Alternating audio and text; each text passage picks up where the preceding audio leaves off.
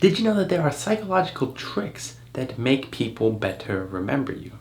It seems kind of odd when we go into any of this sphere of social tricks or psychological tricks or talking tricks. I mean, I think some people don't even go into that realm just because they're like, I don't need to learn about talking. I know how to talk and how to make friends. I'm not a loser. And while it is true that it helps a lot to simply go out there and be social and talk to people and learn from experience, there's also a great way of learning through psychology tricks and books. I know for me personally, I was an introvert for a long time, and not getting that experience really set me back sometimes. I have a long history of cringy moments in my back pocket, and I could have avoided those and maybe learned a few tricks here and there to help me thrive in the social world simply by looking out for these tricks in these books. And there's nothing wrong with learning some social tricks, in my opinion. If you want to stand out from the crowd and make more connections, well, there are easy tricks to follow that a lot of people simply do not pay attention to. Now, I know what you may be thinking.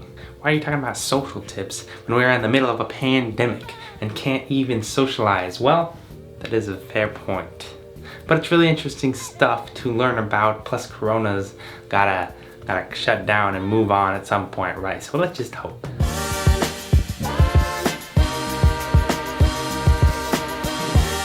Okay, so the first and probably most important trick is to be genuinely interested in the ones you meet and talk to.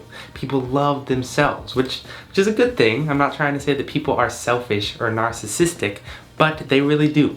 Just think about you. When you take a group photo, who do you immediately zoom in on? Or what about if you've been working out and someone compliments your physique and wants to know how you did it? If you're like most people, you're going to be flattered and you're going to talk their ear off about the work that you've done and how you did it. Everyone likes to be admired. Everyone likes to be heard. The question is, do you make sure that other people are heard? For so much of my life, I didn't realize the simple trick of being animated and excited while listening to others speak. I loved talking about me and the things that I was doing, but would half listen to other people while they were talking, just waiting for my turn to speak so I could spit out the thought that was on my mind. If it reminded me of an old story, all I was thinking about is telling them the story while they were talking about their story and how this experience related to them. This whole concept of really listening and really being interested in what people talk about may seem simple and obvious, but in my experience, it is something that is so overlooked and ignored. So use this to your advantage. When engaged in conversation, you can always turn to two questions that kind of relate no matter what. You say, how did you like it? And you say, what is it specifically that you liked about that thing? You show them that you are listening by repeating the last few words of their sentences in affirmation, and you ask other thoughtful questions. Just by having people talk about what they like and kind of gently nudging them over to expand on the topics that they are so excited and interested in will cause them to then, of course, become excited because they're happy that they get to talk to you about whatever they're interested in. And they will associate that happiness, that excitement with you. Let's say you're at a dinner party and for the rest of the night, they don't get to talk about that thing that they talked about with you that they are so interested in. They have to keep listening to other people, listening to other people, listening to other people. Well, you're gonna stand out. They're gonna only remember you because they had a good conversation with you. This trick can even make you memorable when you are trying to get in contact with a mentor or someone kind of hard to reach, someone, up above you. Let's use myself as an example. The new YouTuber, I would love to get in contact with someone living out my dream with millions of subscribers and a full platform to influence people, help people out. Someone like Matt D'Avella, if you've heard of him. Let's say someone like me wanted to contact Matt. Well, most people find a source of contact and they would reach out and ask Matt for advice. Now, Matt, I'm assuming, gets quite a bit of questions of advice, so you're probably not gonna get a response, I'm sorry to tell you. Smarter people will ask Matt for a tiny, tiny bit of advice and, maybe he'll answer it just because it's so simple. But the smartest people will find out about Matt. They'll learn a little more about him. They'll find out what social causes he supports, stuff like that. Just get to know whatever you can about the guy. And then you reach out to him and instead you ask how you can help Matt. Even though we sometimes think of influential people as different from the rest of us, they're really just human and they enjoy getting offered help or simply talking about their interests just like the rest of us. I can imagine it is tiring always giving out advice and never being asked what they need help with. Alright, next tip is to smile. That's it. I get it. This one seems simple too and so obvious, but again, from what I've seen, it is very underused and underrated. For some people, your smile can be the one good thing about their day. You can be a ray of sunshine after a cloudy, rainy, awful day. Can you imagine you're sitting at the front desk all day dealing with annoying, angry customers over and over again when suddenly someone comes up with the biggest smile.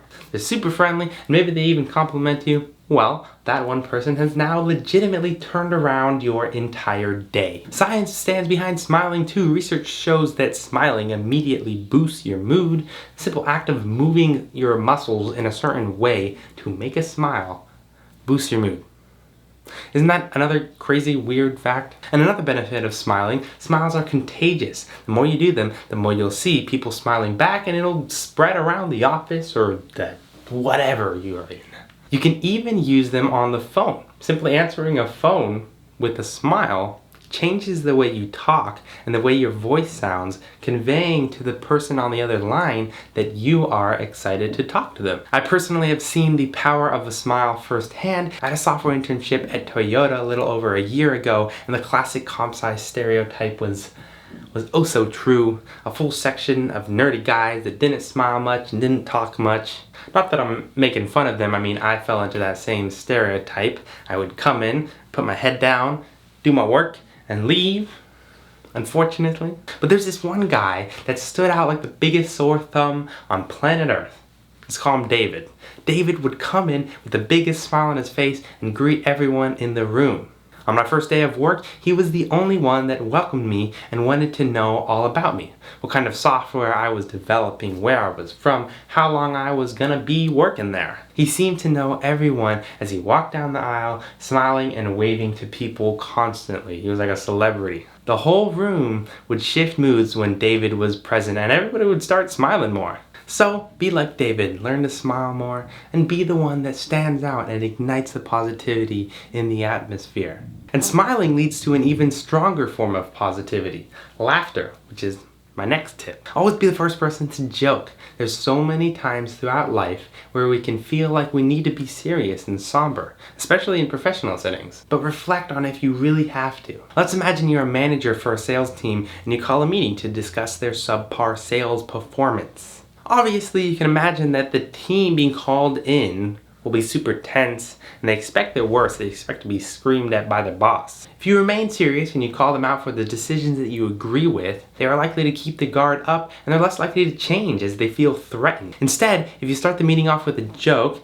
and you lighten the mood beforehand, people relax and they're more willing to listen to critiques that you have for them. You can even introduce the critique with a joke or a story. You can talk about a silly thing that you did in the past and laugh with them about your own blunder. It's so much easier to listen to a description of our own faults when the person criticizing begins by humbly saying that he or she is also far from perfect. So keep the mood lighthearted. Make a joke and stand out as the one that eases tension. Remember that people are human before they are programmers or managers or CEOs or whatever. Most likely they themselves have gotten caught up in being too tense, and you can be the one that comes in and just de-stresses everyone's day, even if it's just a little bit.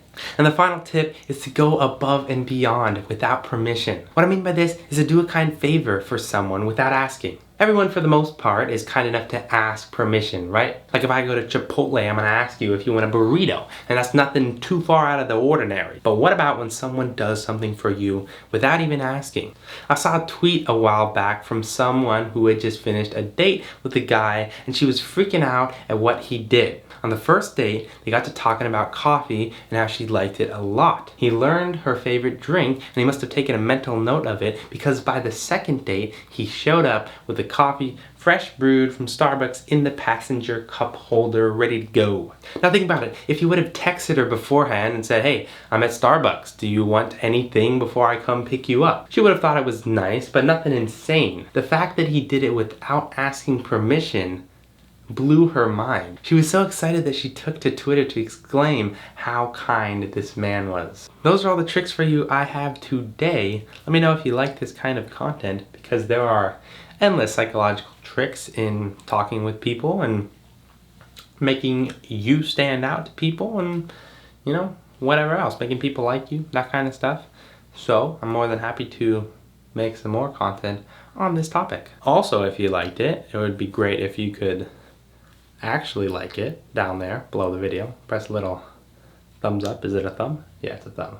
Been making videos for like a year and a half and I still don't even know if it's a thumb, but yeah, I'm pretty sure it's a thumb that you right, a thumbs up that you click. If this is the first time seeing the channel, I would love for you to subscribe. I've got weekly videos on all this type of content, self-help content and psychological tricks and nutrition and whatever else. So yeah, as always, thank you for watching. I will see you again next week.